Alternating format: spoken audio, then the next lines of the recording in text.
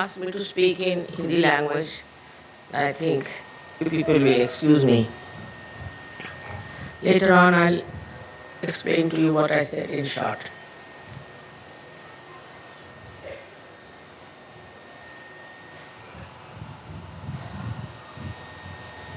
Today we are standing at a point which we can call as a dividing line between materialism and spirituality. I'm going to speak on that subject in Hindi language. आज के दुनिया के अनेक प्रकार के संघर्ष हम लोगों के सामने हैं और उन संघर्षों को देखते हुए हम लोग ये सोचने लग जाते हैं कि क्या ये सृष्टि और ये मानव जाति पूर्णतया सर्वनाश हो जाएगी, ऐसा विचार जरूर आता है। और ये विचार आना बिल्कुल ही सहज है, क्योंकि हम चारों तरफ देख रहे हैं हर तरह की आपत्तियां आ रही हैं। आपके महाराष्ट्र में ही इतना बड़ा भूकंप हो गया, लोग उस भूकंप से भी काफ़ी घबरा गए। पर 3 साल मैं लगातार पूना में पब्लिक मीटिंग में कहती रही कि गणेश जी के सामने जाके शराब पीते हैं और ये गंदा डांस करते हैं और बहुत बेहुदे तरीके से उनके सामने पेश आते हैं। पर गणपति ये बहुत जाज्वल्यवान देवता है, बहुत जाज्वल्यवान, और उनको ऐसी गलत सलत चीज़ें चलती नहीं। पता नहीं 3 साल उन्होंने कैसे टॉलरेट किया। और मैंने साफ कहा था कि ऐसा करोगे तो महाराष्ट्र में भूकंप आएगा। साफ भूकंप शब्द मैंने कहा। लेकिन कोई सुनता थोड़ी है। वो डिस्को विस्को क्या गंदी चीज़ें हैं वो ले करके वहाँ डांस करते हैं। शराब तो इतनी महाराष्ट्र में आ गई जिसकी कोई हद है। तो अब 2 तरह की जनता स्थापित हो रही मैं देख रही हूँ, एक शराबी कबाबी और बिल्कुल म्लेच्छ, और दूसरी एक शुद्ध पवित्र ऐसी सहज कम्युनिटी है। अगर आपको अपने बच्चों को बचाना है और अपने बच्चों को एक शुद्ध वातावरण देना है तो उनको जितना हो सके सहज में उतारें, और आप भी सहज में उतरें। सहज की अनेक उपलब्धियां हैं जिसके बारे में मैं आपसे क्या बताऊं, लेकिन आप आश्चर्य करें कि हर रोज़ मेरे पास कम से कम 10-12 ऐसे पत्र आते हैं जिसमें वो लिखते हैं कि किस कदर उनकी जो परेशानियां थी वो साफ हो गई, जो तकलीफ़ें थी वो ठीक हो गई, कैसे उनके बच्चे ठीक हो गए, कैसे एक्सीडेंट में पढ़ते पढ़ते कैसे बच गए। हर एक तरह की बातें लिख के भेजते हैं, और एक नहीं 2 नहीं, अब सोचिए कि रोज़ के 10-12 खत आते हैं और 30 दिन तक चलते ही रहता लगातार। तो अब मैंने कहा कि ये तो कुछ बताने का कोई अब मतलब सिलसिला ही नहीं बन सकता, क्योंकि इतने सारे उसके बारे में कैसे बताएं।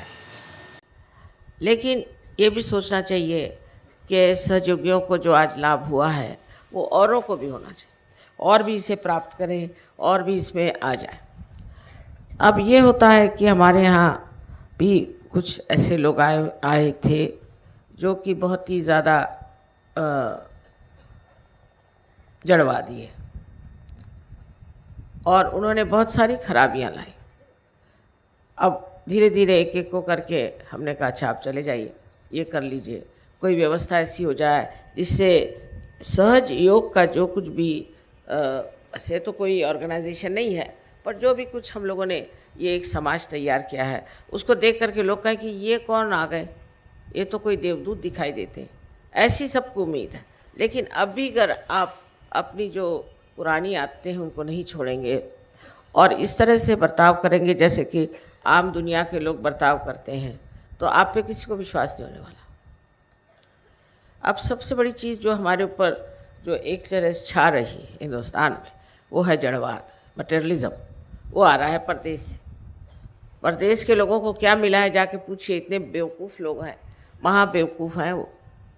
उनका वो पैसा जो कमाते हैं उसको करते क्या। पहले ज़माने में जब हम लोग यंग थे तो हमने देखा जिसके पास पैसा हो जाता था वो कोई ना कोई सार्वजनिक कार्य में लग जाता, कोई ना कोई सार्वजनिक चीज़ करता है, चाहे मंदिर ही बना ले और चाहे यूनिवर्सिटी बना ले, चाहे कोई स्कूल बना ले, सार्वजनिक कार्य में हमेशा लगता है। तो आज का जो अपना यहाँ पूजन है, ये असल में लक्ष्मी का पूजन मैं मानती हूँ कि लक्ष्मी का पूजन कैसे होना चाहिए। इस मामले में लोगों को पता नहीं कि जब हम लक्ष्मी को चाहते हैं तो उसके साथ साथ क्या चीज़ें चली। इसलिए आज का पूजन लक्ष्मी पूजन है और इस फैक्ट्री में लक्ष्मी पूजन हुई, अच्छी बात है। सबसे तो पहले लक्ष्मी जी की आकृति के बारे में मैंने अनेक बार बताया और फिर मैं बताऊंगी कि लक्ष्मी में पहले सबसे पहली चीज़ ये है कि उसका जो रूप बनाया हुआ है वो ऐसा है कि जिससे बहुत सीखना। पहले तो ये कि जब लक्ष्मी स्वरूप आप देखा जाए तो उसके अंदर पहले उनका 2 हाथों में कमल का होना देखा जाता है, वो भी गुलाबी रंग के कमल। वो स्वयं गुलाबी या सफ़ेद वस्त्र पहने रहते। गुलाबी वस्त्र का मतलब है कि प्रेम और सफ़ेद का मतलब है वैराग। तो अधिकतर गुलाबी में ही होती है। एक आध बार मैंने उनको देखा है एक फ़ोटो में, एक चित्र में, कि उनको सफ़ेद भी पहना दिया, पर अधिकतर गुलाबी वस्त्र पहने होती हैं। इसका मतलब ये है कि लक्ष्मी जी जो हैं ये प्यार है, और जो इंसान प्यार करता है उसी को लक्ष्मी प्राप्त होनी चाहिए, और दूसरों के हाथ में जाएगी तो लक्ष्मी अलक्ष्मी हो जाती। तो उनके हाथ में जो कमल के फूल हैं वो भी गुलाबी है, और इस कमल के फूल की विशेषता ये है कि इसके अंदर वो काटने वाला बुंगा, जिसके अंदर न जाने कितने कांटे होते हैं, वो भी अगर आ जाए तो उसका आतिथ्य करते हैं, उनके अपने यहाँ रखते हैं। और जब पंखुड़ियाँ बंद हो जाती हैं तो बहुत संभाल करके उसको बंद करते हैं, जिससे तकलीफ़ न हो, और वो रात भर बुंगा वास होता है। तो पहली चीज़ ये है कि जिस तरह एक कमल का फूल अत्यंत सुंदर होता है, सो लक्ष्मी जी के कमल पुष्प में जो खूबसूरती है, जो सुंदरता है, जो एक आतिथ्य के लिए आने के लिए एक उसमें आमंत्रण है, वो चीज़ एक रईस आदमी में होनी चाहिए। ये बात हमने राजेश शाह में देखी। मैंने कहा इतने सारे आए 400-500, और ये इसमें से कुछ लोग ज़्यादा दिन रहना चाहते हैं, तो तुम यहाँ क्यों रख रहे हो, वाशी पे जो इतना खर्चा क्यों करोगे, 2-4 दिन और रहना चाहते। उसने कहा आप सब यहाँ व्यवस्था हो गई, रहने दीजिए, क्या हो गया, हम लोग बड़े खुश हो जाएंगे। उन्होंने कहा अरे भाई तुम्हारा इतना पैसा खर्चा हो रहा है, कुछ उसको तो सोचो। नहीं नहीं माँ, बड़ी खुशी की बात है, ये लोग आ गए हैं इनके। मैंने कहा भाई ठीक है, तुम्हारा अगर मन है तो रखो, पर खर्चा बहुत हो रहा है, मुझे अच्छा नहीं लगता तुम लोग बेकार में खर्चा। नहीं नहीं बेकार में नहीं, इससे बड़ा हमें आनंद आएगा। ये लक्ष्मीपति का लक्षण है। जो लक्ष्मीपति होता है उसके अंदर आनंद आना चाहिए कि 4 मेहमान हमारे घर आए, खाएं पिए, आराम से रहे। ये तो लक्ष्मी का उपयोग क्या। कोई आप अपने मुंह पर वो नोटें लगा के तो नहीं घूमते ना। ये तो ऐसे हो कि किसी गधे को नोट लगा दो और घूमे वो लक्ष्मीपति हो जाए। ये पहला लक्षण कि आप अत्यंत प्रेम से चाहते हैं कि लोग आएं और हमारे लक्ष्मी तत्व में समाएं और उसमें मज़ा उठाएं। ये बड़ी भारी चीज़ है। ऐसा सागर दिल होना चाहिए, और तभी लक्ष्मी ठहरती है, नहीं तो लक्ष्मी तो भाग जाएगी। जैसे कोई आदमी है बड़ा कंजूस है, उसके किसी तरह से पैसे निकल ही जाएंगे। हमने बहुत लाइफ में ऐसे लोग देखे, बड़े कंजूस, महाकंजूस, और इतनी बेवकूफ़ी में आए, और अभी जो अपने यहाँ 2-4 स्कैम हुए हैं उसमें सब कंजूस लोगों ने पैसे लगाए थे। वो ऐसे जगह जाएंगे जहाँ गलत होता है, जहाँ पैसा बनाए। दूसरी बात यह है कि किसी के पास पैसा आ जाता है तो कंजूस होएगा तो बिल्कुल भिखारी के जैसे रहेगा, उसके यहाँ 2 कंबल भी मिलना मुश्किल, और इतना पैसा जुटा के जाएगा, और जब मरेगा तो उसके बच्चे आपस में लड़ मर के वो ख़त्म कर देंगे पैसे।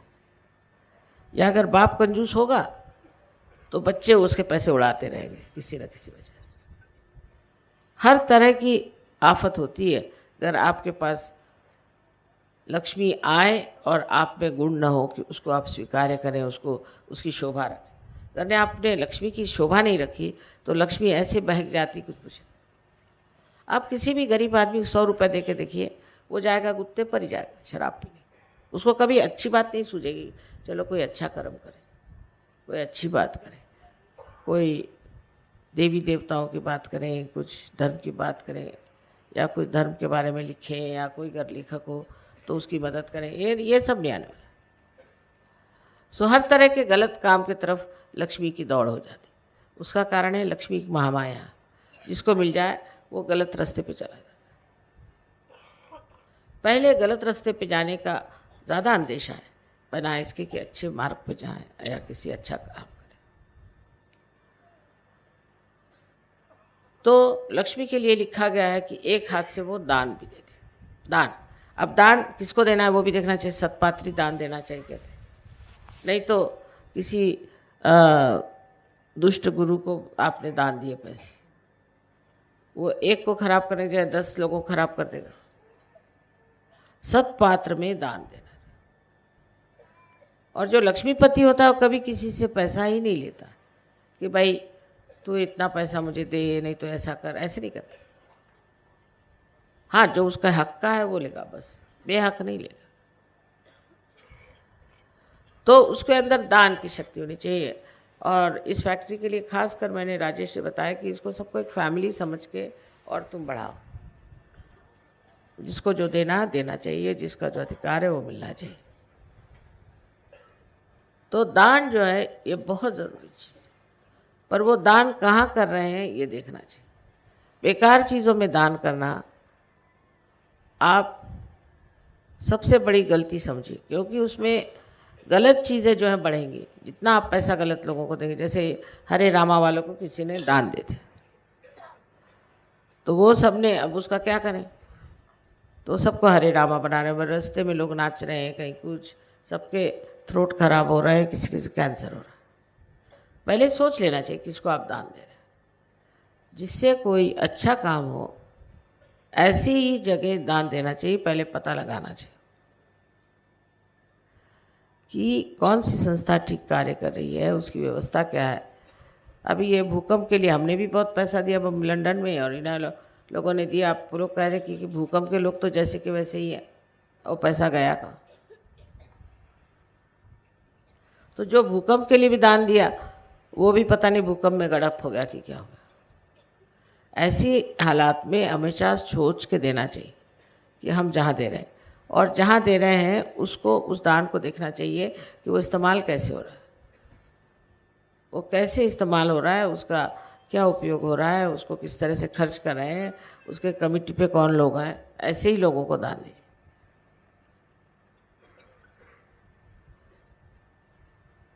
और ऐसे आदमी को अच्छा भी नहीं लगेगा कि सामने एक भूखा बैठा हुआ है और आप अपने आराम से खा रहे हैं, उसके सामने खाना जाएगा ही नहीं आप। सो दान का मतलब ये भी होता है कि जो अपनी खुशियां हैं उनको बांट लेना,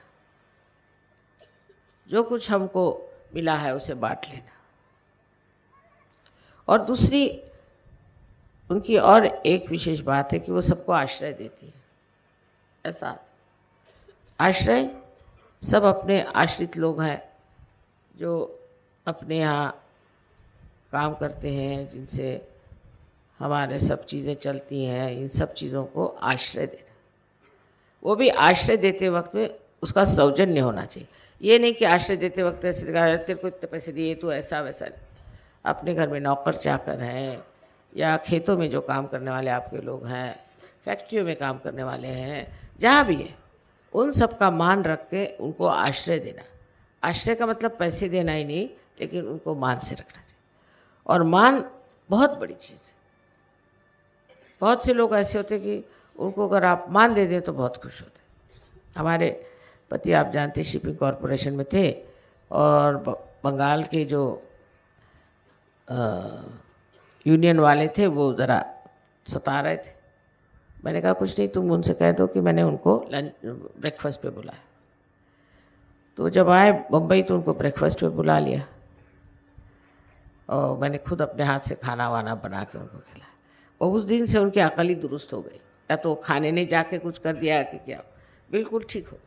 फिर उन्होंने जिद करी कि हमारे जो बिल्डिंग है उसका उद्घाटन माता जी करेंगे। तब मैं माता जी भी नहीं थी, उनको बुलाइए, उन्हीं से कराएंगे और किससे। अब मुझे भाभी जी कहते थे। अब इसी में उनको मान हो गया। उनके जो सेक्रेटरी साहब थे उन्होंने कहा माँ आप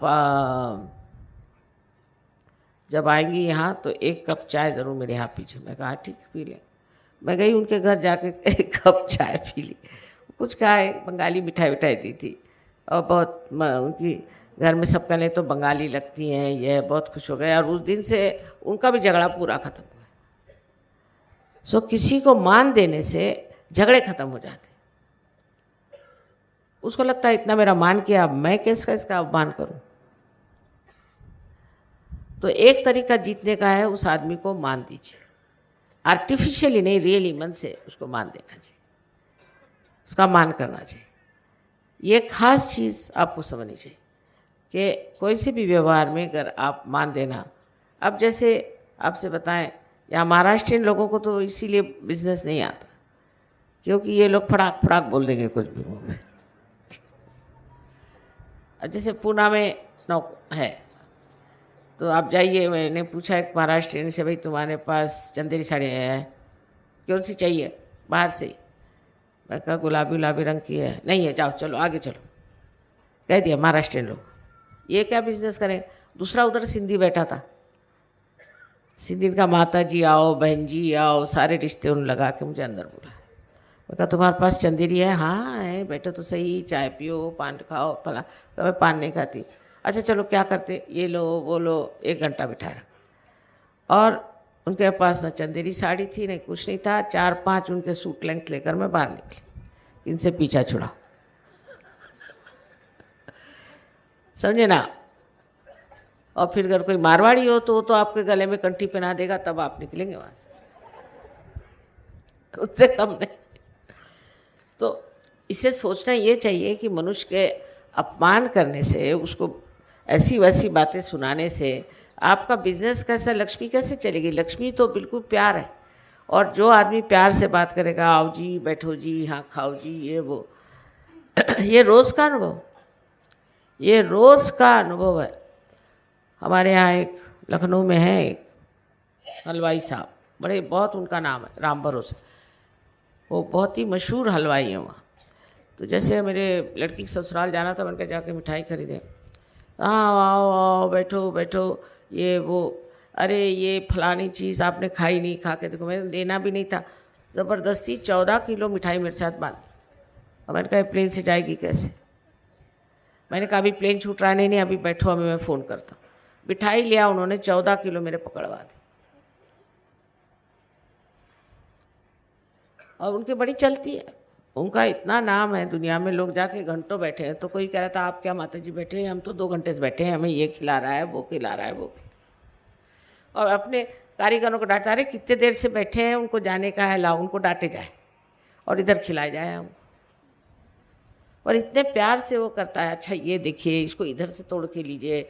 तो मनुष्य को लगता है कि भाई इसके प्यार का अपमान कैसे करें। तो सबसे बड़ी चीज़ है लक्ष्मी तत्व में प्यार। और अगर जहाँ प्यार नहीं होता, लक्ष्मी भाग जाएगी। कोई हस्बैंड है समझ लीजिए, बहुत रईस अपने को समझते हैं, अपने बीवी को पैसा ना दे, कुछ ना करे, थोड़ी दिन में ऐसी गदा उस पर आती है कि सब पैसा खत्म। मुझे बहुत मालूम है। तो इस प्रकार लक्ष्मी तत्व को बहुत प्रैक्टिकल चीज़ समझनी चाहिए, बहुत प्रैक्टिकल है। ये मटेरियलिज्म नहीं है, ये प्यार। प्यार और मटेरियलिज्म में बड़ा ही अंतर है। मटेरियलिज्म में मनुष्य अपने लिए पैसा कमाता है, अपने लिए कमाता है, अपने घर में रहता है और उसको फिर एक उसका लाइफस्टाइल हो जाता है। वो बेवकूफ़ी है सारी। किसी ने कुछ निकाल दिया, वही लाइफस्टाइल हो गया। किसी ने कोई फैशन निकाल दी, वही फैशन हो गया। जैसे अपने यहाँ आजकल मैंने सुना कि लड़कियां हैं बस शीशे के सामने बैठी रहती। मैं कहा शीशे के सामने क्या बैठी रहती, कहने बस सजाती रहती है अपनी को, ये वो। अब किसी ने निकाल दिया कि मुंह में ये चीज़ लगाने से अच्छा होगा, वो चीज़ लगाने से अच्छा होगा, तो बैठी हैं घंटों, वो बैठे अपने टाइम बर्बाद कर रहे हैं। तो उनका तो लाइफस्टाइल और भी खराब। वो तो उनको बच्चे नहीं चाहिए। औरतें कहती कि हमारा फिर मेकअप का भी पैसा नहीं निकलेगा, इसलिए हमको बच्चे नहीं चाहिए। हमको सजावट का पैसा नहीं, इसलिए हम बच्चे नहीं चाहिए। और हिंदुस्तान में औरतें जो हैं वो जेवर ज़रूर बनवाती हैं। जेवर बनवाना ज़रूरी भी है, क्योंकि कल कोई आफत आ जाए तो वही जेवर काम आएंगे, वो बच्चों के लिए होते हैं सब कुछ। पर कोई औरत ऐसा नहीं कहती हिंदुस्तान में कि भाई बच्चे नहीं मुझे चाहिए, क्योंकि मैं जेवर नहीं बनवा सकती। बच्चे जेवर वेवर सारी दुनिया से ऊंची चीज़ है आज तक भारतवर्ष में, आज तक। अब आगे का पता नहीं। वहाँ तो बच्चों का इंश्योरेंस नहीं करते, मुझे किसी ने बताया, क्योंकि बच्चे माँ बाप को मार डालेंगे। क्या देश है, कंपलसरी कि वो बच्चे मार डालेंगे, पैसा ले लेंगे, इसलिए वहाँ इंश्योरेंस ही नहीं करते। ये कौन सा लक्ष्मी तत्व है। और हमारे यहाँ जैसे रिवाज है, था मतलब या है, अब भी मुझे ऐसी आशा है कि अब भी है। तो क्या रिवाज है कि बच्चों के लिए करो, बच्चों के लिए करो। ये मिनिस्टर लोग भी पैसा खाते हैं, बच्चों के लिए खाते हैं। मतलब ये कि अति है कि वो मेरा बच्चा ऐसा, उसकी शादी कराने की है तो इतना पैसा दो, ये दो वो दो, उसके लिए पैसा खाते रहते बच्चों के लिए। वो भी बड़ा स्वार्थीपना है कि बच्चों के लिए खाते हैं, अनदर एक्सट्रीम जिसको कहना चाहिए। पर सबसे बड़ी बात बच्चों को पाने की है, उनको प्यार दो। उनको इससे बड़ी घबराहट होती है कि कहीं माँ से मेरा प्यार न छूट जाए। या आप लोगों का भी हाल है हमारे साथ कि कहीं माँ हमसे नाराज़ नहीं हो जाए। इतनी प्यार की महिमा है। तो लक्ष्मी तत्व जो है वो प्यार, और ये मटेरियलिज्म जो है ये प्यार को काटता है। बीबी है वो सोचती है कैसे मैं डिवोर्स लूँ कि हस्बैंड को कैसे ठिकाने लगाऊँ। हस्बैंड सोचता है बीबी का पैसा कैसा मार लूँ। प्यार की कोई बात ही नहीं सोचता, सब पैसे ही पैसे की बात सोचते हैं। सब पैसा ओरिएंटेड लोग हैं। कोई ये चाहिए कि ये शादी से क्या होगा, ये बच्चों से क्या होगा, इनसे क्या लाभ होगा, ये होगा। और प्यार जो है इस जड़ को, इस मैटर को कैसे इस्तेमाल करता है। जैसे कि आपको मुझसे प्यार, तो अब आप कर क्या सकते हैं, कुछ नहीं, नमस्ते कर लिया, फूल दे दिए, फिर मन नहीं माना, माँ एक हम आपके लिए साड़ी लाए, आप ले लीजिए, एक, बस एक, हमेशा के लिए एक ही, बस एक ले लीजिए, कृपया। अरे भाई मेरे पास इतनी साड़ियाँ हैं, तुम क्यों ला? नहीं माँ बड़े इससे लाए हैं, हम आपके लिए लाए हैं। अरे मेरे इतना ज़्यादा करेंगे कि मैं अच्छा बाबा दे दो, साड़ी ले लो, चलो। तो कभी कुछ तो कभी कुछ, माँ ये हम खास अपने हाथ से बुन के लाए हैं आपके लिए शॉल। अरे बाबा शॉल इतनी ज़्यादा है, मेरी शॉलों से मैं भर गई, पर हमने तो अपने हाथ से बुनी, हमने अपने हाथ से एम्ब्रॉयडरी की है। ये चीज़ इतने प्यार से कैसे मना करें। जैसे मेरे आंखों में आंसू आते हैं, मना करते हो, पर वो मैं ले ही लेती हूँ, करूँ क्या। अभी मैं इनसे कहती मैं रखूँ का, अभी एक घर बनाया, अभी दूसरा घर बनाना पड़ेगा, वो गोडाउन बना दिया मैंने उस घर का। अब किसी को बोलो कि नहीं, तो वो इतने दुखी हो जाएंगे कि पता नहीं क्या, रोते ही जाएंगे, माँ ने लिया ही नहीं, माँ ने लिया नहीं। अरे भाई अब क्या करना लेकर, प्यार बांटने के लिए ये मैटर है। अब जैसे ये फूल लगा दिए, ये ऊपर से छत लगा दिया, ये सजावट कर दी, इसकी कोई ज़रूरत नहीं थी, ऐसे भी सब हो सकता था। पर ये अपना प्यार कैसा दिखाए माँ के लिए। कोई हमारे यहाँ उत्सव होता है, कोई भी चीज़ होती है, तो हम लोग उसमें अपना प्यार जताने के लिए न जाने क्या क्या चीज़ें करते रहते हैं। मैं पोलैंड गई थी, तो वहाँ 2-3 बार गई हूँ, 3-4 बार, तो आप लोगों के लिए वही चीज़ें कुछ खरीदती हूँ। तो बोले, ये वहाँ की औरत कहने लगी कि आप बहुत नोबल हैं, आप बहुत बढ़िया हैं। मैंने कहा क्यों भाई, क्या किया मैंने? पहले आप हमेशा दूसरों के लिए खरीदते हैं, अपने लिए कुछ खरीदते नहीं। मैंने कहा मेरे पास बहुत पड़ा है, तुम वही बेच डालो, अभी बहुत ज़्यादा है। इस तरह से समझ आ जाता है कि दान बहुत बड़ी चीज़ है। और हमने अपने जीवन में ऐसे ऐसे लोग देखे कि जो तो बड़े दानी थे। एक रहा बहादुर डी लक्ष्मी नारायण करके थे तो शायद वो मारवाड़ी थे, लेकिन बाद में जाके मद्रास में सेटल हो गए, बहुत रईस आदमी थे। तो उन्होंने एक लड़की को पाला था, तो कुछ लोग लालची लोगों ने सोचा इस लड़की शादी करा लें, तो पहुँचे। तो उन्होंने बता दिया कि मैंने सारा पैसा मेरी यूनिवर्सिटी को दिया है, इस लड़की की शादी में सर्वसाधारण शादी में करने वाला। भाग गए वहाँ से। कोई उस लड़की की शादी करने को तैयार। वो सुंदर थी, बहुत गुणी थी और उसको बहुत सारी चीज़ें आती थी, पर नहीं, इनकी लड़की इसलिए हम शादी करने आए थे, तो ये तो कुछ हमको पैसा नहीं देने वाले, तो भाग गए। तो उन्होंने कहा जिसको पैसे के लिए इससे शादी करे उससे मैं शादी नहीं करने वाला। इस प्रकार ये जो मटेरियलिज्म है आज हमें बड़ी बुरी तरह से जकड़ रहा है। और इन लोगों से सीखना ये है कि ये किस गर्त में गए इस मटेरियलिज्म को। वो खोपड़ी में चला गया, उससे सारी गंदगी, सारी बुराइयाँ, सब चीज़ें आ गई। पैसा आया। अब अमेरिका गए थे हम, एक बड़ा पैसे वाला आदमी, उसने कहा कि भाई माँ आप आए, बड़ा अच्छा हुआ, ये वो मेरे घर में चले। मैंने कहा अच्छा भाई। उसके घर गए तो कहने लगा कि हमारा जो बाथरूम है उससे ज़रा बच के रहिए। मैंने कहा क्यों? उसमें सब बड़े सॉफ्ट बटन्स हैं। अच्छा तो क्या होता है? कहने लगा अगर आपने गलत बटन दबा दिया तो आप सीधे स्विमिंग पूल में चले जाएंगे। हाँ, ये तो बड़ी कठिन। तो मैंने कहा भाई मुझको ऐसे बाथरूम में नहीं जाना, कोई सीधा साधा नहीं तुम्हारे पास क्या? तो कहले नहीं नहीं बहुत अच्छा है, मैंने बड़ा रुपया खर्च किया इस पर, ये मेरी सारी यूनिक डिस्कवरी है। मैंने कहा भैया तुम्हारी डिस्कवरी तुम्हारे पास रखो, मुझे ऐसे बाथरूम की आदत नहीं। कोई सीधा साधा बाल्टी वाला बाथरूम हो वहाँ भेज दो मुझे। तो दूसरे फिर कहने लगे कि मेरा बेड एक स्पेशल है। मैंने कहा क्या? ये बटन दबाओ तो आपके सर ऊपर हो जाएंगे, ये बटन दबाओ तो पैर ऊपर हो जाएंगे। मैंने कहा मुझको ऐसा पलंग नहीं चाहिए, मैं आराम से सोना चाहती हूँ कि हाथ पैर ऊपर करती रहूँ ना है। ये क्या बेवकूफ़ी की बात। अरे मैंने इतना रुपया खर्च करके और आपके लिए बेड बनाया। मैम मेरे लिए? मुझे आप ज़मीन पर दीजिए। मैंने कहा सीधे सीधे मैं ज़मीन पर सो जाती हूँ, एक चाहे तो कारपेट बिछा दो। मैं नहीं ऐसे पलंग पे सोने वाली जिसमें सर ऊपर होता है, पैर ऊपर होता है, घुटने ऊपर होता है। क्या मेरे क्या सब हाथ पैर क्या एकदम हो गए, क्या बेकाबू हो गए हैं कि मैं कोई और चीज़ को इस्तेमाल करूं? और वो क्या बड़े सॉफ्ट हैं उसके, ये बस ये छोटा सा बटन। मैं देख के भागी। मैंने कहा भैया मैं जा रही इस घर में, मैं नहीं रह सकता, माफ। तो मोटर में कहता है कि मोटर जो है इसके सारे लॉक्स अलग से लगाए। मैंने कहा क्या? कहले उल्टे लगे हैं, अगर खोलना हो तो उल्टी तरफ से खोलो। और मैंने कहा कोई अगर फंस गया तो फंस गया, उसको क्या मालूम कि तुम्हारा दिमाग उल्टा है। उसके लिए हज़ारों रुपए खर्च करके उसने उल्टे वाले लॉक्स लगाए। और मुझको इम्प्रेशन पड़ने की जगह मैं भागी। मैंने कहा नमस्कार, यहाँ कोई नॉर्मल जगह मुझे जाने दो। इसी प्रकार उनका पैसा कहीं ना कहीं जाता है। अब दिखाते फिरते हैं हमारा ये अलग है। अरे मैंने कहा भाई लॉक में अलग करने की क्या ज़रूरत है, एक जैसे लॉक रखो।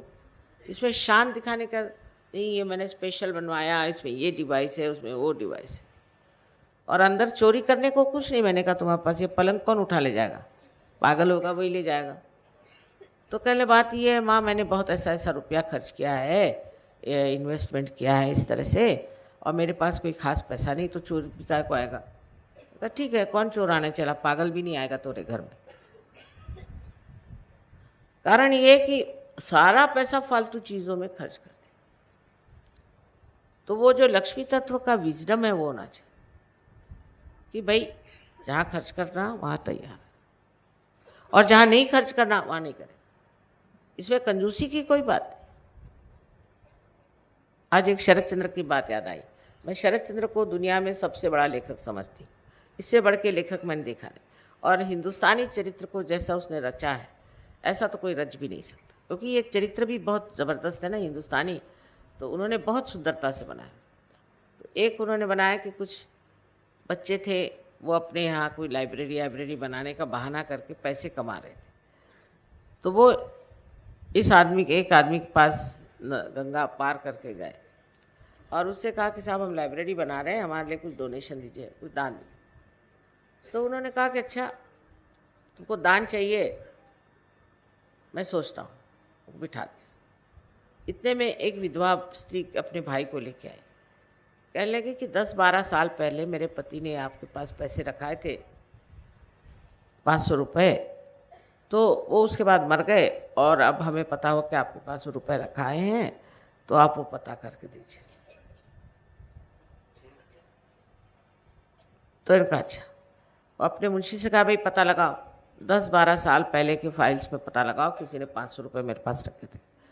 और इनसे कहा चवन्नी दी कि जा तुम लोग जाओ, बस चवन्नी बहुत है तुम्हारे लिए। इनको बड़ा गुस्सा चढ़ा कि चवन्नी हमको देके जा रहा है। पर उन्होंने पूरा पता लगाया कि उस औरत का पैसा वहाँ रखा हुआ था कि नहीं, वो रखा था, वो ब्याज जोड़ के इन लड़कों के सामने दिया, तब इनके चक्कर आए कि देखो हज़ारों इसने रुपए बना करके दिए 500 के, और हमको चवन्नी पकड़वा दी। तो ये आदमी समझ गया कि हम लोग कितने गहरे पानी में। और उस औरत का इतना नहीं कहता तो कौन उसको पकड़ने वाला था, कोई केस नहीं, कुछ उसका कोई कहीं प्रूफ नहीं था, कायदे में तो कुछ नहीं मिलना था। लेकिन उन्होंने उसका सारा पता लगा के कि कितना रुपया हुआ, क्या हुआ, और सब कुछ करके उसका पैसा वापस करा कि हमको ऐसे किसी के पैसे नहीं लगे। ये लोग चक्कर में आ गए कि ये क्या चरित्र है, देखो कि हज़ारों रुपए इस आदमी को दे दिए 500 रुपये के, और हमको चवन्नी पकड़वा दी। सब नीचे गर्दन करके चल। ये शरद चंद्र की लीला है से, इस तरह से वो जिस तरह से कहते हैं। पर मेरे ऊपर इतना मार्मिक उसका असर हुआ कि जो अच्छी बात है, जो धार्मिक बात है, जो लक्ष्मी तत्व की बात है, वो करना चाहिए। ये अपने 4 लड़के उचक के चले आए कि लाओ हमको पैसे दो, उनको पैसा देना तो अपात्र में दान है। लेकिन जिसका है, जिसका ड्यू है, वो देना चाहिए। और हमारे साथ भी है, हमारे पास अगर किसी का पैसा हो ना, तो पूरी समय वो बात दिमाग में आती रही, उसका पैसा देने का, पैसा देने का, पैसा देने का। वो दूसरा भूल भी गया होगा, लेकिन मेरे 2 रुपये भी किसी के लिए तो वो मेरे दिमाग में घूमता ही रहता, पता नहीं कैसे। अब मैं कितना कहती हूँ कि चलो हो गया दे देंगे, ऐसा नहीं, वो घूमता ही रहेगा जब तक उसको पैसा नहीं देंगे। नहीं, ऐसे सहयोगियों का होना चाहिए। एक तो किसी से उधार मत लो, और लेना हो तो पहले लीडर से पूछ लो, और जैसे उधार लो उसके बाद वो वापस कर देना। लक्ष्मी तत्व में उधारी बहुत खराब, और लेना ही पड़ता है कभी कभी, समझ लीजिए। तो एक एक पैसा उसका चुका देना चाहिए, ये बहुत ज़रूरी है, नहीं तो लक्ष्मी तत्व जो है खराब हो जाता है। बहुत से लोगों को ये भी आदत है, अब जैसे कुछ हुआ, आधा रुपया रोक लिया, बहुत गलत बात है, कभी नहीं रोकना। हाँ, काम पूरा होने पर पूरा पैसा दे देना। एक तरह की ये अपने व्यक्तित्व की ईमानदारी, कम से कम इतना सहयोगी में आना चाहिए कि अपने व्यक्तित्व की ईमानदारी है, जिसका पैसा लिया है वो वापस कर देना। दूसरे दान के बारे में भी अपने को ये नहीं सोचा यार मैंने तेरे को इतना दान दिया, मैंने तेरे को इतना पैसा दिया, ये सोचा कि आपका ध्यान हो गया व्यर्थ दान। इसमें हम अपने पिता के एक किस्सा सुना कि उनकी आदत थी कि हर संडे को वो कंबल, नहीं तो टॉवेल्स, नहीं तो चादरें, नहीं तो ऐसी चीज़ें बांटते थे। बहुत से लोग आते थे लगातार लाइन, अब ये दिए जा रहे हैं। तो लोगों ने पूछा कि भाई ये क्या करते हैं आप लोग, 2-2, 3-3 चीज़ ले जा रहे हैं, आप आँख नीचे करके दे रहे हैं।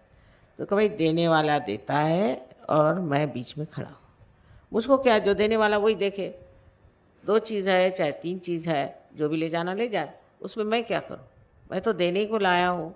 ये तो देने वालों को देखना चाहिए कि देना क्या है और किस किस को देना। मैं तो आँख नीचे करके इसलिए खड़ा हूँ कि सब लोग मुझको ही धन्यवाद दे रहे हैं, तो मेरी तो आँख ही नहीं ऊँची थी। ऐसे ऐसे बड़े लोग हमने देखे। मैंने अभी कल परसों के किस्सा सुनाया कि हमारे घर में सब दरवाजे खुले रहते थे हमेशा, जब तक मेरी शादी हुई सारे घर के दरवाजे खुले रहते। फादर कहते थे अपने यहाँ से कौन चोरी ले करके जाए। एक सिर्फ चोरी हुई तो एक आदमी आया, ग्रामाफोन उठा के ले गया। तो फादर सवेरे उठ के कहते अरे बड़ी दुख की बात है, सिर्फ ग्रामाफोन ले गया, उसके पास रिकॉर्ड नहीं है, तो रिकॉर्ड कैसे बजाएगा, वो कहाँ से पैसे लाएगा रिकॉर्ड के। तो बड़ा उनको दुख लगा। तो माँ ने तंग आके कहा अच्छा पेपर में दे दो, तो भैया रिकॉर्ड रखा है तो आके अपने रिकॉर्ड्स ले।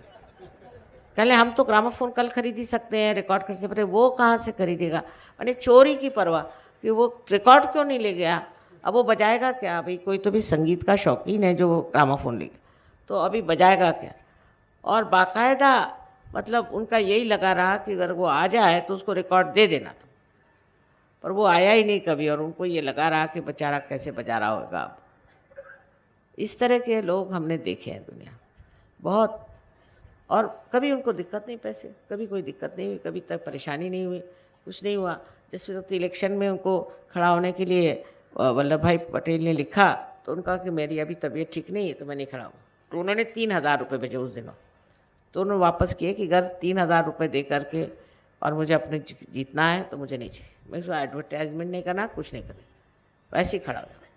तो खड़े हो गए तो जीत तो गई, पर तो उनके राइवल थे, उनके सारे विचारों के ज़मीन जो पैसे थे वो सारे जब्त भी हो गए। तो जिन्होंने इतना देश का कार्य किया है, जिन्होंने इतना का नाम कमाया है, जिन्होंने सबकी सेवा करी, उनको रुपया पैसा खर्चा करने की ज़रूरत क्या? लक्ष्मी तत्व ही नहीं ना उनके अंदर, अगर असलियत नहीं है। अभी ये आजकल के ये जो आए हुए हैं इलेक्शन वाले लोग, इनके पास है क्या? इनके पास कोई सेवा भाव है कि कोई बड़प्पन है कि कुछ है? नहीं, कहें कि आ गए और टुटपुंजे अपने, और वो कहते हैं कि तो हम तो पैसा लागत लगा रहे हैं, हम 10 लाख लगाएंगे तो 25 लाख कमाएं। लगाने की ज़रूरत इसलिए कि आपकी अपनी कोई कीमत ही नहीं है।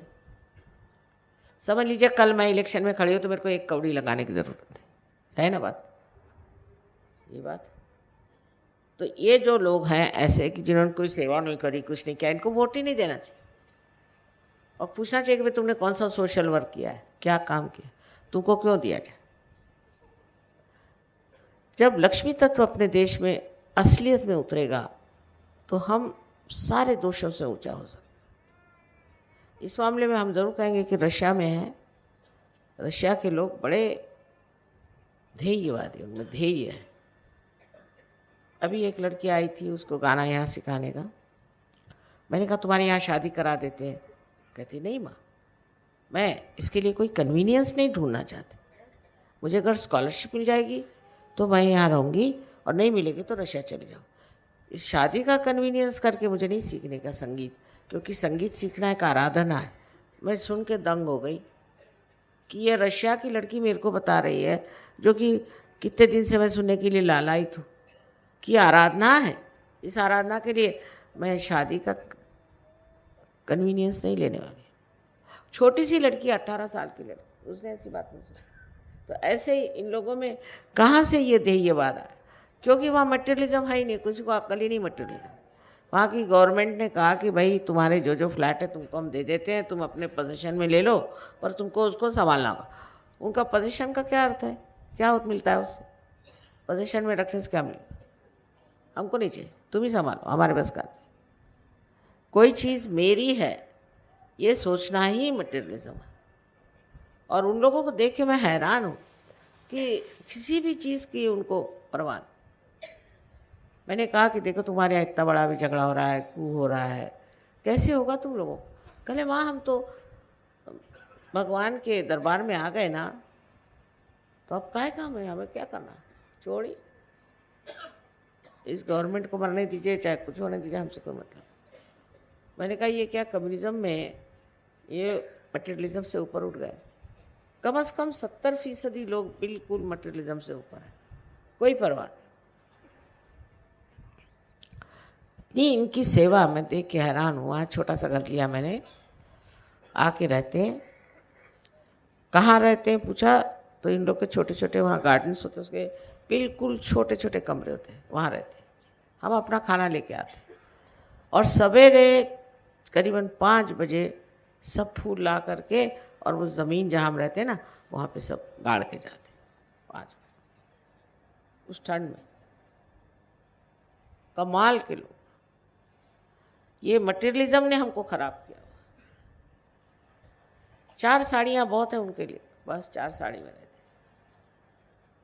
और मेरे लिए उनको होता है कि हमारे लिए साड़ी नहीं है। मैंने कहा भैया मेरे पास बहुत साड़ियाँ हैं, काहे को मुझे साड़ियाँ और देते, रहने दो तुम। नहीं वहाँ हम लोग का मन ऐसा करता कि एक आपको साड़ी देनी।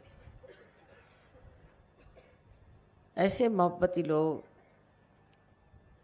ऐसे लोग हैं दुनिया में अब भी, क्योंकि ये मटेरियलिज्म का चक्कर नहीं आया है हम लोगों को। अमेरिकन ने जो साथ रख दिया ना हमारे सर पे, वहाँ एड्स हो गए, वहाँ लोग मर रहे हैं, सब कुछ है, पर कुछ पूछे ही नहीं। जो हालत वहाँ है, अब एक किताब में मैं सब लिखने वाली हूँ कि तमाशा क्या है, इसके पीछे मतलब समाधान, सहयोग के लिए समाधान उसका मंत्र है, समाधान। और समाधान में रह करके आप एहसास करें कि हमें जो मिला है बहुत है, उसी आनंद में रहे, फिर अनेक चीज़ें मिलती हैं। इसमें तो धन संपत्ति तो मिलती है संजोग में, इसमें कोई शक नहीं, लेकिन समाधान ही होना चाहिए। नहीं तो कुछ भी मिले फ़ायदा क्या, आपको समाधान ही नहीं। इसलिए हमें समझना चाहिए कि आज लक्ष्मी जी के प्रिंसिपल पे हम बैठे। अब दूसरी बात ये कि लक्ष्मी जी खड़ी है एक कमल पर। कमल कितना हल्का फूल होता है, माने वो किसी पे दबाव नहीं डालती। अब किसी के पास पैसा होगा तो वो तो यहाँ पर ऐसा चलता है कि बगैर मूछ के उसके मूछ दिखाई देती। वो अपने पता नहीं क्या समझता है, जहाँ भी जाए वो इतना रोब झाड़ेगा कि पता नहीं इसको क्या मिल गया है, ये कौन से स्पेशल भगवान के यहाँ से आया हुआ है। हर जगह जाइए तो बताएंगे मेरा ये है, मेरा वो है, मैं ऐसा हूँ, मैं वैसा हूँ। बेशर्मी से, बेशर्म जैसे, तो कहने में भी शर्म होनी चाहिए। कोई शर्म नहीं, मैं ऐसा हूँ, मैं वैसा हूँ। और यहाँ तक कि सरकारी नौकरों में बहुत ये बात है कि मैं फलाना हूँ, मैं ढिमाका हूँ, मैं टिमाका हूँ। और मेरी समझ में नहीं आता, उनकी बीबियाँ उनसे भी ज़्यादा। अगर एक कलेक्टर के चपरासी की बीबियों को तो कलेक्टर से अपने कमिश्नर समझेगी कम से कम। अब रह चुकी हूँ मैं इन लोगों के साथ में। इन लोगों में कोई भी तरह का ये विचार नहीं है कि आज हम यहाँ बैठे और कल वहाँ जाएंगे, कुछ विचार। और इतने घमंडी लोग होते हैं। और अब तो ये हो गया कि पहले तो कभी हमने सोचा भी नहीं था कि कोई कलेक्टर पैसा खाता है। अरे अशक, डिप्टी कलेक्टर भी नहीं, कोई नहीं। चपरासी लोग 1-2 रुपया ले लेते। मेरी समझ में नहीं आता है कि आजकल ये हो गया है कि सभी लोग पैसा खा रहे हैं और उनके तरीके हैं, इतना रुपया ज़रूर देना चाहिए, इतना रुपया नहीं मिला तो कुछ नहीं। ये हालत ऐसे आने का कारण ये है कि मनुष्य के लिए पैसा देवता हो गया। जैसा भी मिला, जिस तरह से भी मिला। पंखा दे दो राजेश, पंखा में दो। मुझे कहने का ये है कि जब पैसा ही सबसे महत्वपूर्ण बात होती है और लक्ष्मी तत्व जब महत्वपूर्ण नहीं रह जाता तो मनुष्य क्या करता है? वो कल अपनी बीवी बच्चों को बेच सकता है। क्या ही है, फॉरेन में यही है, हर एक औरत अपने शरीर को बेचने के लिए तैयार। सब लोग बेचने के लिए तैयार, हर चीज़ बेचने के लिए। ना उनको कोई अबरू अपनी है, ना ही उनको कोई इज्जत है, ना ही उनका कोई विचार है कि मेरी पत्नी है या मेरी बच्ची है, मेरी लड़की है, उनको कोई ऑब्जेक्शन। एक लंदन में मैंने देखा था टेलीविज़न में, एक लड़की 16 साल की थी और वो नंगे नाचते थे कहीं जा करके। तो उसके माँ बाप का इंटरव्यू हुआ तो उनका हमको कोई ऑब्जेक्शन ही नहीं है। आपको क्यों ऑब्जेक्शन है? हमको कोई ऑब्जेक्शन नहीं। अब नीति के बारे में अगर माँ बाप ही ऑब्जेक्शन नहीं करेंगे तो कौन करेगा? ये पेड़ पौधे करेंगे? क्योंकि गवर्नमेंट तो नहीं करती वहाँ, तो जो करना है करो, जैसे भी रहना रहो, जैसे करना करो, जिसके साथ रहना रहो, जैसे घूमना फिरना, हमको से मतलब, हमको बस वोट दो बस, और कुछ नहीं। सब गलत सलत तरीके की चीज़ें अलाउड हो गई, तो बस हमको नीति से कोई मतलब नहीं, उनका प्राइवेट अफेयर है और हमको जैसे करना। इससे गवर्नमेंट को पैसा मिलता है, सब कुछ मिलता है। अब अगर आप किसी गांव में चले जाएं, लंदन में या शहर में, कहीं भी दूसरे शहर में या किसी भी गांव में इंग्लैंड के चले जाएं, तो सबसे अच्छा घर जो होगा वो शराब खाना, सबसे अच्छा घर, उसका नाम पब। और अमेरिका से लोग स्पेशल आते हैं पब देखने के लिए। ऐसे ऐसे विचित्र पब वहाँ हैं कि हम लोग कभी उधर जाएं भी ना। ऐसे इनको क्या कहा जाए, इनकी अक्ल को क्या कहा जाए कि एक देवी जी आए अमेरिका से तो हमसे बताने लग गई, क्योंकि हमारा दूसरे भी संबंध थे ना, कि साहब यहाँ के पब आपने देखे? मैंने कहा नहीं साहब, मैंने तो नहीं देखे। अरे ये कहने यहाँ का खास पब है, उसे देखिए। क्या? उसका नाम है हर्मिट्स क्लब। मैंने कहा अच्छा, उसकी क्या विशेषता? कहले उसमें एक आदमी मर गया, 5-6 महीने तक पता ही नहीं चला, तो उसकी सब बदबू फैल गई और वहाँ मकड़े के जाले हो गए। वो शरीर तो उन्होंने संभाल के हटा लिया, पर पूरे मकड़े के जाले वहाँ हैं और बदबू भी है, और वहाँ बड़ा एक्सपेंसिव है वो। मैंने कहा अच्छा, ऐसे गंदे लोगों को किसी गंदे नाली में डाल दीजिए तो और भी पैसा देंगे। और बड़े इससे भाई साहब मुझे बता रहे और कहने लगे मुझे कि मेरे 2 बच्चे हैं छोटे छोटे, एक 8 का एक 12 का, मैं दोनों को शराब देती हूँ पीने को, मैंने सब फ्रीडम दे रखी है। मैं कहा अच्छा। और 1 साल में क्या गड़बड़ हो गई कि वो 2 बच्चों का बर्थडे था, इन्होंने सबको शराब वराब दी होगी औरों को भी, तो वो भूल गए और पता नहीं कहाँ आग लग गई उनके यहाँ, तो 2 सब के सब मर गए, चारों के चारों मर गए। जब खबर आई मैंने कहा हे भगवान, ये तो इनके शौक है। अब आप समझ सकते हैं ऐसे शौक। यहाँ हिंदुस्तान में कोई ऐसे जहाँ आदमी मर गया है उसकी बदबू आ रही, जहाँ पे मकड़े के जाले लगे हैं, उसमें ज़्यादा पैसे दे के जाएगा क्या? समझ में नहीं आते कि खोपड़ी कैसे चलती। और वहाँ पहले से अपॉइंटमेंट लेना पड़ता है, सर्वसाधारण नहीं जा सकते, कोई विशेष रूप के लोग नहीं जा। इस प्रकार के इन लोगों से हमारा इतना अब संबंध आ गया है कि मैं सोचती हूँ हमको ज़रूरी समझना चाहिए। अभी एक साहब मर गए समझ, तो मैंने कहा मैं तो नहीं जाऊंगी क्योंकि वो काले कपड़े मेरे पास थे नहीं। साहब ने कहा अच्छा मैं जाता। तो इन लोग कहते हैं रोना नहीं चाहिए, कोई मर गया तो कुछ नहीं है वो। तो जाते ही साथ उनको पहले शैम्पेन, वहाँ साहब तो पीते नहीं थे, सबको शैम्पेन दी। मतलब किस सिलसिले में? अभी खुशियों में आप शैम्पेन उड़ाइए, समझ में नहीं आता। कोई मर गया तो भी शैम्पेन, कोई क्रिसमस हो तो भी शैम्पेन, हर एक चीज़ में शैम्पेन। तो उनका कि नहीं वो इसलिए कि थैंकफुलनेस टू गॉड शैम्पेन पीना चाहिए। बताइए। उसके बाद में गए वहाँ, तो इनका ज़रा मुंह बहुत उतरा होता, अच्छा आदमी था बहुत, उसको कैंसर से मर गया तो बहुत दुखी थे। कहले क्या आपकी तबीयत नहीं ठीक है क्या? ऐसे कैसी शक्ल आपकी हो रही है, आपकी तबीयत है? अरे, और सब बड़े खुश खुश जा कर के उनको वहाँ सिमेट्री में ले गए। अब कहले हाँ we are going to have a nice lunch now. सब साहब के समझ नहीं आ रहा कि मैं यहाँ मरा जा रहा हूँ, इनके कुछ फील ही नहीं हो रहा। तो इनका कि साहब मुझे मेरी तो तबीयत वाकई ख़राब, मैं जा रहा हूँ। तो कहले मैं वहीं से वापस चला, आके घर पे नहा धो करके वो अपने बैठ गए। उनका कि ये क्या लोग होते हैं, समझ नहीं आता। बड़े बड़े आदमी वहाँ पहुँचे, सब बड़े पैसे वाले, अपनी बड़ी बड़ी मोटरों में गए, वहाँ जा कर के लंच खा के आए। लंच स्पेशल होटल में अरेंज किया गया था उन लोग। कोई मर गया तो लंच खाओ। अरे ऐसे पागल लोगों के साथ हम बहुत रहे और सोचते हैं कि इन लोगों को कोई किसी से प्यार नहीं है कुछ, और न ही कोई धर्म। उसका कारण है यही जड़वाद, उससे सब धर्म खत्म। और अपने भी देश में जिनके पास पैसा है वो भी लोग इस ओर जा रहे हैं। इसलिए अपने को समझना चाहिए हम सहयोगी हैं, हमको इन सब को खींचना है। जो लोग इस कदर के जड़वादी लोग हैं उनको सबसे खींचना है। अब है आपके बच्चे डिस्को में जाते हैं, काहे को जाने की ज़रूरत है? अजीब अजीब कपड़े पहनते हैं, क्या ज़रूरत है? कान में बाली लड़के पहनेंगे, चोटियाँ बनाएंगे लड़के। वहाँ पर मैंने सोचा कि थोड़ी सी चूड़ियाँ ले जाएं बड़ी बड़ी, क्योंकि इन औरतों के हाथ हमारे इतने सॉफ्ट नहीं होते। तो मैंने गई खरीदने, कहले नहीं आजकल तो मिलेंगी नहीं बड़ी चूड़ियाँ। मैंने कहा क्यों भाई? कहले सब अमेरिका जा रहे हैं, वहाँ के आदमियों को शौक हुआ है कि चूड़ियाँ पहने। हमने कहा हमारे अगर किसी आदमी को अगर चूड़ियाँ दे तो बड़ी वो हो जाए, तो सभ्यता अगर नहीं आ सकती, अगर मनुष्य सभ्य नहीं हो सकता तो उस लक्ष्मी तत्व का कोई अर्थ नहीं।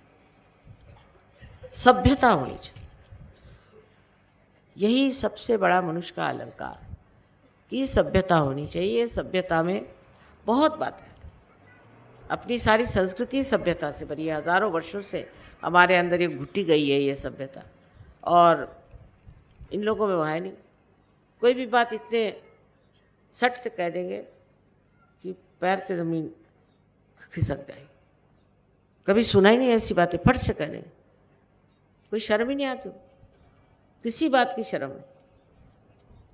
इतने बेशर्म लोग हैं। तो सभ्यता होनी चाहिए, और सभ्यता इस भारतवर्ष की मशहूर है।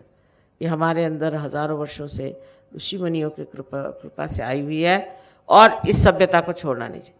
अब औरतें हैं सिगरेट पी रही, औरतें हैं शराब पी रही। औरतों में सभ्यता नहीं होगी तो आदमियों से कहाँ से आएगी? आदमियों में कहाँ से आएगी? आदमियों को औरतों से ही सीखना होता है सभ्यता के बारे में। सो ये सारी बेशर्मी हम लोगों को नहीं चाहिए। हमारे भारतवर्ष की जो पुरानी संस्कृति उसको सारे दुनिया में फैलाने का मेरा विचार है और फैल रही है। लेकिन सहयोगियों को चाहिए कायदे से रहे। यहाँ के जो सहयोगी हैं कायदे से भारतीय तरीके से रहे और कोई भी तरह का इन लोगों से संबंध न रखें जिसमें बेशर्मी उठानी पड़े। शुरू में जब शादियाँ हुई थी गणपतिपुणे में, तो ये शादी तय हुई थी, ये गए अपने देहात में इधर उधर, पता नहीं क्या करे थे वो देहाती है, माँ ये क्या लोग लेके आए आप। मैंने कहा यहाँ रह रहे हो शर्मो हया से रहो। और सारे आप किसी गार्डन में जाइए, कहीं जाइए तो बैठे हुए हैं वहाँ, कोई शर्म नहीं, कोई कहने वाला नहीं। और कभी कभी तो ऐसे अनुभव आते हैं कि भागो रे भैया, ये तो दुनिया के लोगों की कोई शर्म ही नहीं। तो लक्ष्मी तत्व में अगर शर्म हया नहीं तो फिर तो उससे बढ़ के गंदी चीज़ और कोई हो ही नहीं सकती। क्योंकि पैसा है और पैसा लगाया बेशर्मी में, तो फिर क्या बचने वाला? मनुष्य की कौन सी चीज़ रह जाएगी? है जानवर से भी बदतर हो जाए। और वही बात हो गई है। आप लोगों को बहुत बच के रहने की ज़रूरत है और समझ के रहना है, अपने कायदे से, अपने ढंग से। और उन पे इसका बड़ा असर रहेगा क्योंकि आपसे वो मिलने आए हैं यहाँ पर, आपको बहुत मानते हैं, सोचते हैं कि भारतवर्ष में आप पैदा हुए, यही आपका पूर्व जन्म का बड़ा भारी वो है। और अब आप उसी पुण्य के सहारे इतना धार्मिक है और ये लोग धार्मिक नहीं। अब अगर आप लोगों में कर कोई ऐसा दोष आ जाए तो फिर बड़ी गड़बड़ हो जाए। जिस प्रकार कभी कोई सहयोगी आए तो सुना के उनसे खाने पीने के ज़बरदस्ती ज़्यादा पैसे ले लिए, किसी से कुछ चुरा लिया, किसी का वो रख लिया। ये सब चीज़ें अगर सहयोग में आ जाए तो हमारी बड़ी बदनामी हो जाएगी।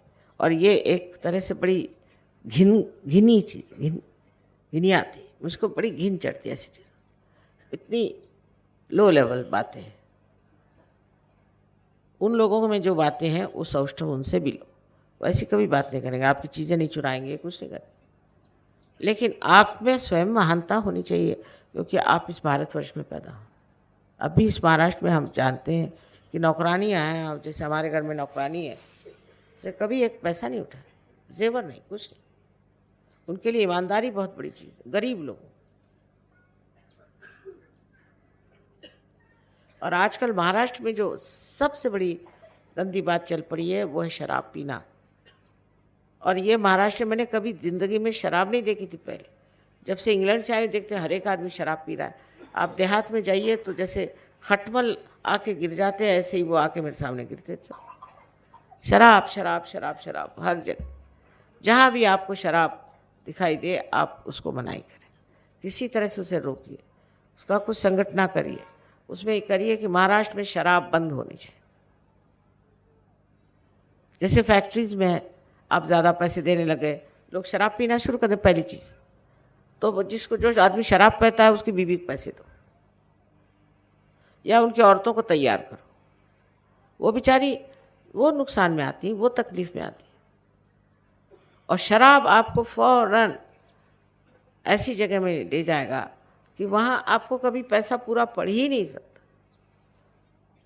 तो इस महाराष्ट्र के लिए भी खास चीज़ है कि आप शराब की बंदी करें। मेरे ख्याल से जितना महाराष्ट्र में शराब लोग पीते हैं कहीं नहीं पीते, किसी भी देहात में कहीं भी, किसी भी, इवन लखनऊ वगैरह में देखा है, यूपी में कोई नहीं, बिहार में कोई नहीं पीते, धार्मिक लोग।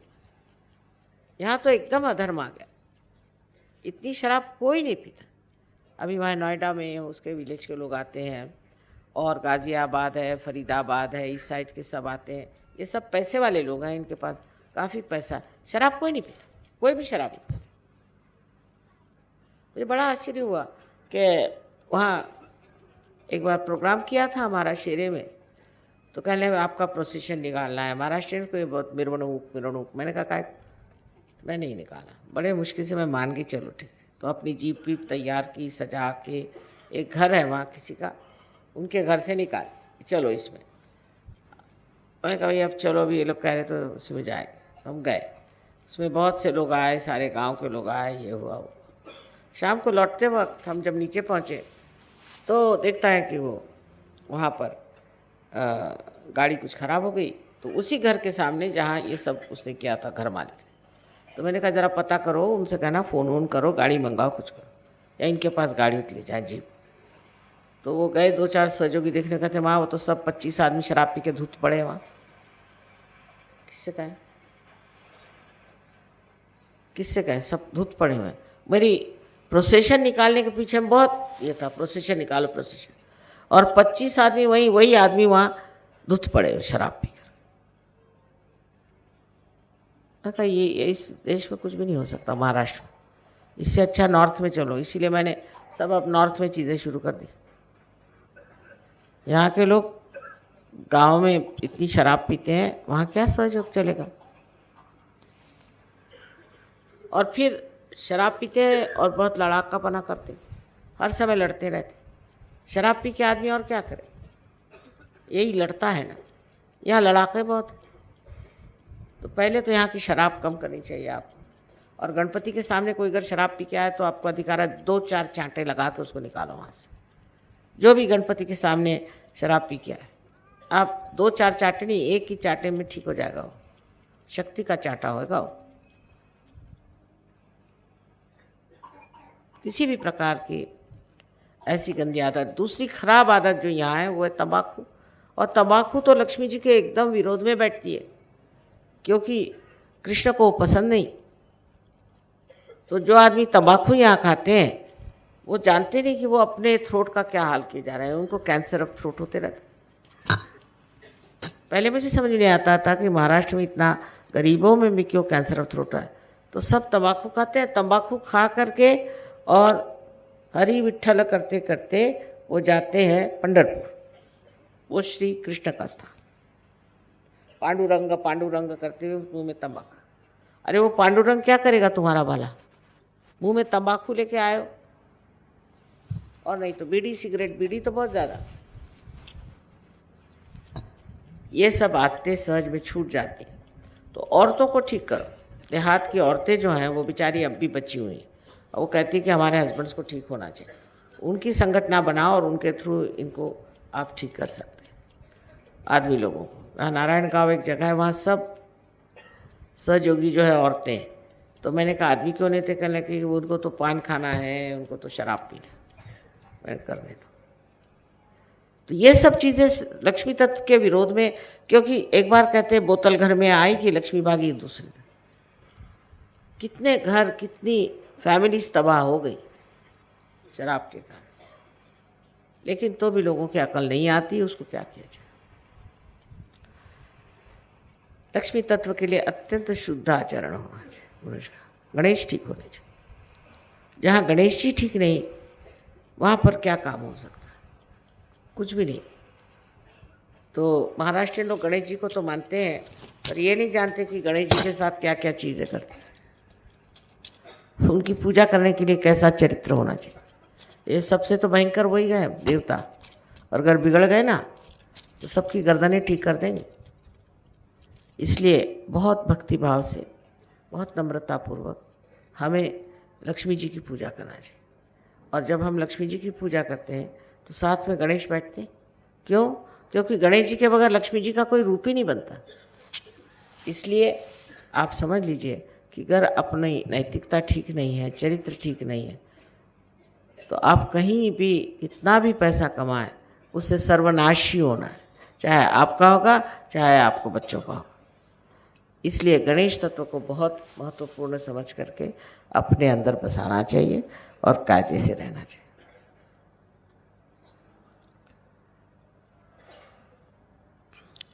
आज के लक्ष्मी तत्व पे बहुत विशद रूप से मैंने बताया, पर इसमें जो बात बताई है वो बहुत प्रैक्टिकल है। और उसमें जो आप देखें कि जो घरों में पैसा था वहाँ क्या आज हाल है, तो आप समझ जाएंगे जो हम कह रहे हैं वो ठीक है। ज़्यादा से ज़्यादा 30-40 साल तक चलता है मामला। उसके बाद ऐसा सर्वनाश हो जाता है कि समझ में नहीं आता है सब कहाँ नष्ट हो। आज हिंदी में इसलिए बताया कि आप लोग इस बात को समझें। I have told them only the pangs of materialism, how you people are suffering and how everything is sellable. Everything becomes sellable, chastity is sellable, goodness is sellable, everything is sellable. Then what happens that you just have the money, so called, for a very short time, and actually people are bankrupt. Health wise, mentally, they are really bankrupt. So this materialism is to be understood in the Lakshmi principle, which is that you should have love. Lakshmi is the personification of love. She wears always a pink sari. Pink is the representative of her loving character.